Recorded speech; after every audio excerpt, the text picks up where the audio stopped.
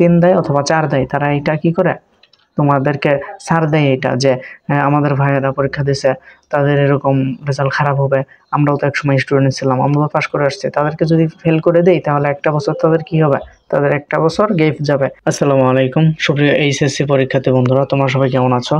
আশা করি সবাই অনেক অনেক অনেক ভালো আছো। তো আজকে যে ভিডিওটি নিয়ে তোমাদের সামনে হাজির হলাম, যে ভিডিওটি তোমাদেরকে দিলাম সেটা হলো তোমরা অনেকেই আমার কমেন্ট বক্সে কমেন্ট করতেছে যে ভাইয়া আমি তো করছি বুট চেঞ্জ করলাম, এখন সবাই বলতেছে যে আমি কি পাস করব, যেমন অনেকে 2-4 নাম্বার কম হইতেছে এবং তারা কি পাস করবে? তো দেখো এইখানে স্যাররা খাতা দেখতেছে, আগেরবার তোমাদেরকে বলছি যে টিকটকাররা খাতা দেখছে, তোমাদের টিকটকাররা বলছে, এবং মনে করো যে স্যারদের খাতা দেওয়া হয় উপর মহল থেকে, তো তোমাদের স্যারদের খাতা দেওয়া হয়, স্যাররা যারা প্রাইভেট পড়ায় কোচিং করায় তারা মনে করো কি করে ওখানে নিয়ে গিয়ে তার ছাত্রদের দেয়, ওই কাজটা করার জন্য টাকা নাই সরকার থেকে, উপর থেকে তাদেরকে টাকা দেওয়া হয়, কিন্তু তারা এই খাতাগুলো দেখে না, তারা না দেখে কি করে তার স্টুডেন্ট যেগুলো ছিল এইগুলোকে দিয়ে দেয়।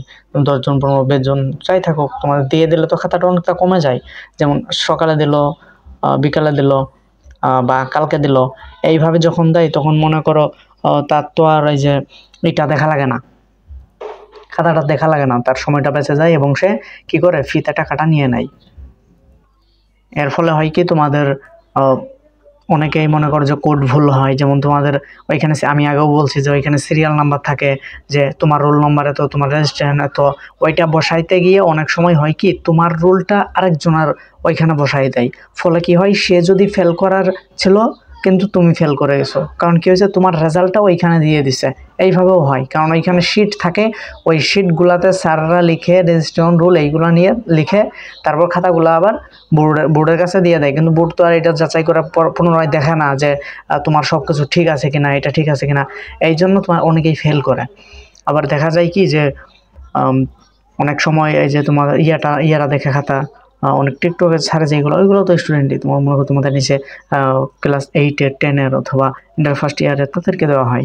এখানে দেখো যদি ভার্সিটির স্টুডেন্টদের যদি খাতা দেখতে দেওয়া হতো এবং ভালো স্যার যারা তাদেরকে যদি খাতা তাদের হাতে যদি পড়ে থাকে, তারা যদি দেখে থাকে, তোমাদের অবশ্যই যারা ফেল করে, পরবর্তীতে যারা ফেল করে বা প্রথমে যাদের রেজাল্ট খারাপ আসে, তোমাদের 2-3 কম আছে, তারা এটা কি করে দেয়, প্লাস করে দেয়।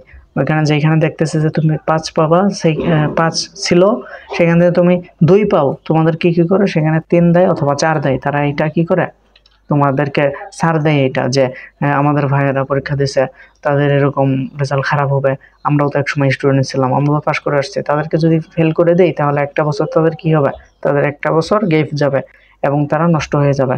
তাদের অনেকেই যারা ফেল করার পর রেজাল্ট যেদিন দেয়, রেজাল্ট দেওয়ার পর অনেকেই কিন্তু সুসাইড করে। কেন করে? তারা এই বিষয়টা নিতে পারে না, যেমন ফেল করছে এই বিষয়টা তারা নিতে পারে না, তাই হট করে এই ডিসিশনটা নিয়ে ফেলে। তো তোমরা যারা ফেল করছো চিন্তার কোনো কারণ নেই, তোমাদের পরবর্তীতে যে স্যাররা খাতা দেখে, আগে কিন্তু তোমাদেরকে টিকটকাররা তোমাদেরকে আগে কিন্তু নাম্বারটা কমিয়ে দেয়। অনেক ক্ষেত্রে তোমাদের দেখা যায় কি যে অনেক সময় দেখা যায় কি যে তোমাদের খাতাগুলো টিকটকাররা দেখছে, নাম্বার তুমি 5 পাবো, এখানে দিয়ে রাখছে 3 দিছে অথবা 2 দিছে, 1 দিছে, এরকম ভাবে দিছে, যার কারণে হয়েছে কি তোমাদের পয়েন্টগুলো অনেক অনেক অনেক কমে আসছে, যার ফলে তোমরা অনেকেই ফেল করো বা অনেকের নাম্বার কম হয়। যাদের যথেষ্ট নাম্বার না হয় তারাই কিন্তু বোর্ড চ্যালেঞ্জ করো। এই জন্য বলতেছি যে ভেঙে পড়ার কোনো কারণ নেই, তোমাদের আবার রেজাল্ট আসবে সামনে, অনেকের রেজাল্ট পরিবর্তন হবে, যাদের হবে না তাদের কোনো চিন্তা করার দরকার নেই, কারণ যেটা তোমার ভাগ্যে ছিল না সেটা হবে না, তবে হবে এবার যে পরিমাণ ফেল করছে, ব্যাপক পরিমাণ ফেল করছে, তবে এবার পাস আসতে পারে। শিক্ষা মন্ত্রণালয়, শিক্ষা বোর্ড থেকেও বলা হয়েছে যে তোমাদেরকে আবার একটু সিকিউরিটি দেওয়া হবে, একটু নাম্বারগুলো ভালোভাবে দেওয়া হবে, এবং স্যাররাও সেখানে দেখবে কি যে এসএসসিতে যেভাবে পাশের হার কমে আসছে, এসএসসিতে তোমাদের এইগুলা কমে আসছে, এই জন্য তোমাদেরকে ওইখানে দেওয়া হবে, নাম্বারগুলো বাড়িয়ে দেওয়া হবে যাতে তোমরা পাস করতে পারো,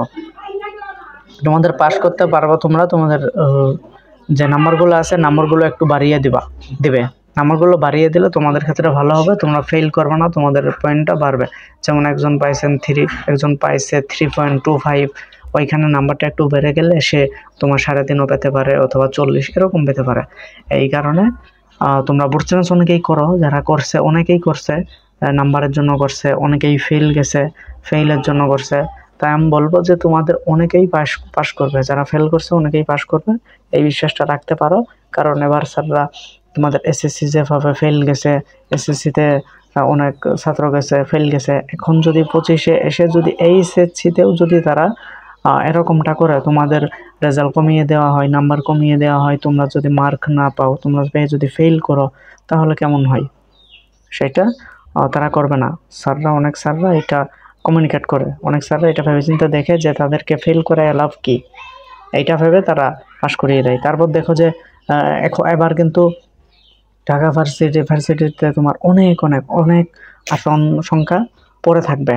যেমন তোমার আসন ছিল হলো একটা কলেজে আমরা ধরে নিই যে 1000-এর মতো সিট আছে, সেই ভার্সিটিতে তোমার মনে করো যে 500 জনের মতো তোমার করলো, পাস করলো, 500 জন ওইখানে ভর্তি পরীক্ষা দিল। তারা যখন ভর্তি পরীক্ষা দিল, তাহলে তো আরও 500, মনে করো 500 টিকলো, এখানে 500ই নিল। তারা নেওয়ার পর আরও কি হলো, আরও 500 স্টুডেন্ট সেখানে কমে গেল। তো অনেক শিক্ষার অনেক এখানে ঘাটতি হবে। তো আমি মনে করি যে তোমাদের শিক্ষা ব্যবস্থাকে একেবারে ওইভাবে না নিয়ে যেটা করা দরকার সেটা হলো তোমাদের ধীরে ধীরে শিক্ষার মানটাকে উচ্চতরে নিয়ে যাওয়া ভালো। কারণ হচ্ছে কি, এইখানে একেবারেই তো তোমাদের উপরে এইটা বোঝাটা চাপিয়ে দিলে হবে না। যেমন 19-18 ওইদিকে করোনা যখন প্রথম আসে, করোনা থেকেই কিন্তু এই তোমাদের পড়াশোনায় আপ ডাউন হতে থাকে, আপ থেকে ডাউনে আসে। সেই সময় হচ্ছে তোমার অনেকেই বন্ধ পেয়ে যায়, স্কুল কলেজ খোলা নাই তেমন, তখন তো আর লেখাপড়ার তো কোনো দরকার নাই।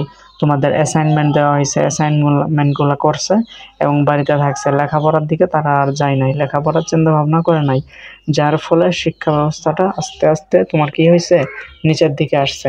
এখন যদি শিক্ষা ব্যবস্থা যদি বাড়ানো যায়, শিক্ষার মান যদি বাড়ানোর দরকার হয়, তাহলে এইভাবে করা উচিত যে আগে ছিল তোমাদের কি পিএইচসি পরীক্ষা ছিল, তো পিএইচসিটা আবার চালু করে দেওয়া উচিত। তারপর জিএইচসি আছে, এই জিএইচসিটাও আবার চালু করে দেওয়া উচিত। তারপর এসএসসি, তারপরে এইচএসসি। এইভাবে করলে তাহলে মনে করো যে সবার জন্য ভালো হবে, তোমাদের জন্যও ভালো হবে এবং যারা অপর মহলে আছে তাদের জন্যও ভালো। তখন দেশের জন্য ভালো, দেশটাও ভালো একটা পর্যায়ে চলে যাবে। যার ফলে আমি বলতেছি যে তোমরা সবাই আশা রাখতে পারো যে তোমাদের পাস আসতে পারে। এবং যে কথাগুলো বললাম, যদি ছোট থেকে যদি বড় পর্যন্ত যদি ঠিকভাবে সঠিকভাবে আসা যায়, তাহলে মনে করো যে শিক্ষার মানটাও বাড়বে এবং আগের মতো শিক্ষা ব্যবস্থা আগের মতো সেই স্তরে চলে যাবে। তো আজকের ভিডিওটা এতটুকুই করে শেষ করে দিলাম। তো পরবর্তী ভিডিওর জন্য সবাই অপেক্ষা করো। তাই ভিডিওটাকে ভালো লাগে থাকলে অবশ্যই লাইক, কমেন্ট, শেয়ার করে দিও এবং আমাদের চ্যানেলটিকে সাবস্ক্রাইব করে দিয়ে পাশেই থেকো। সবাই ভালো থেকো, সুস্থ থেকো। আসসালামু আলাইকুম।